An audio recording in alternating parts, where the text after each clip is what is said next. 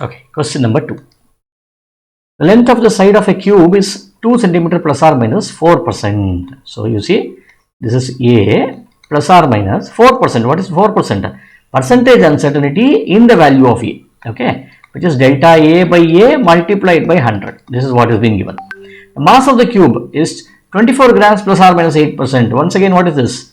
M plus or minus delta M by M into 100. This is given over here. What is the percentage uncertainty in the density of the cube? What is density?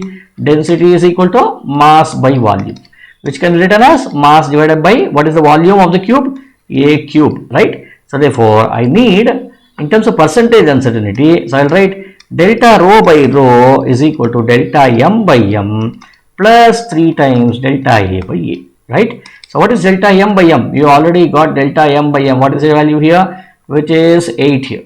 8 plus what is delta A by A? Delta A by A is 4, right? So it should be 3 into 4, which should now be equal to 8 plus 20, 8 plus 12, which is be equal to 20 over here. So delta rho by rho is equal to 20, or this should be 20%. Okay, delta rho by rho is equal to 20%. So that's what we need here, right? So answer is D. Okay, let us move on to the next one.